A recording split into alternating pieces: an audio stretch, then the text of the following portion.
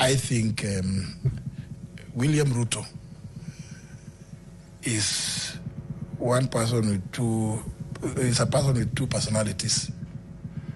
The William Ruto that presents himself to the public is a completely different character from the one that sits behind in the office and crafts stuff.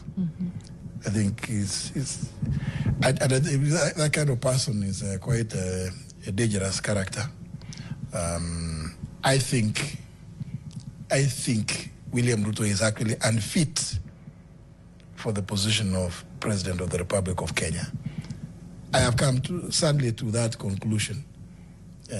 And I have no bitterness. For me, I just feel my own assessment. When I watch William Ruto sometimes talking to members of cabinet, and to see him say, I do not want to see corruption in my government, then I start wondering, who is this talking? And I'm sure we will have occasion to discuss a lot. Is he corrupt? Who? William Ruto. I think, I don't know. But if you see him talking about corruption, you're like, who is this talking about corruption? Is it because he's corrupt? I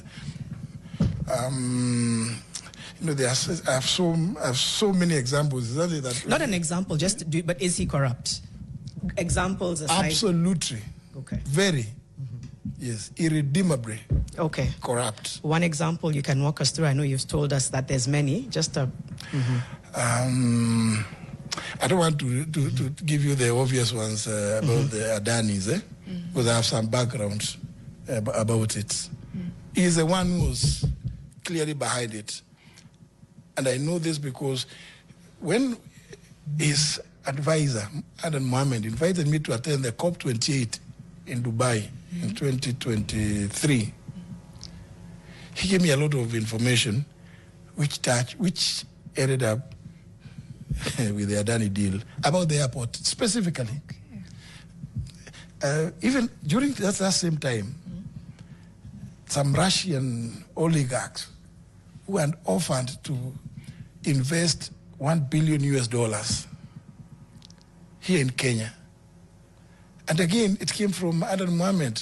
In fact, I have even staff telling me that an NGO, I go and check, and there's no, I said the NGO council says we don't have any such company. No such thing is registered. Then, on the day we were coming from India, after that COP28, we flew to India for state visit, blah, blah.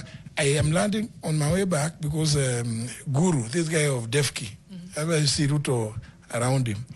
It's one of the Guptas. When Guru told me during breakfast on the day we were leaving Delhi, that that plane of the president is not good. I've chatted another one for him. As we are going direct, get an executive jet. I've gotten him. So I land in Dubai. Ruto is calling me.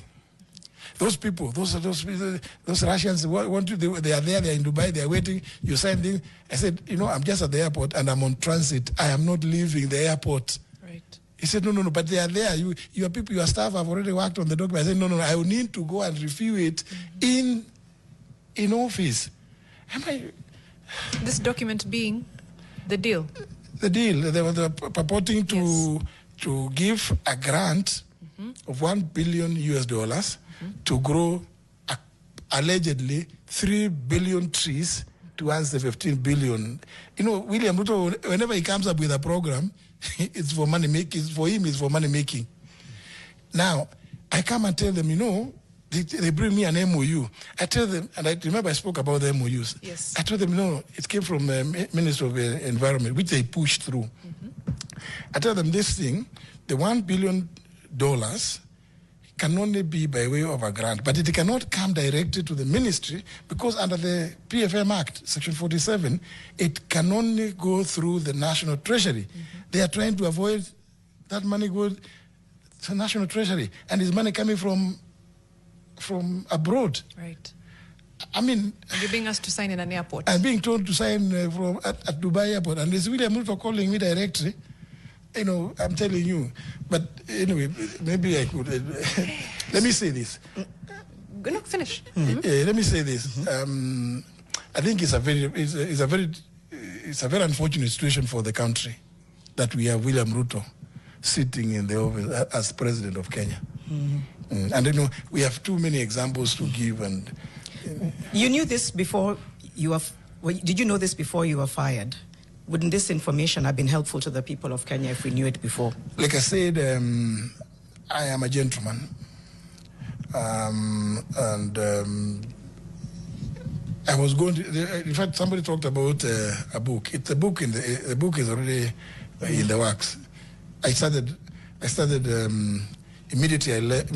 Actually, just before I left Parliament as Speaker, that's when I began working on it.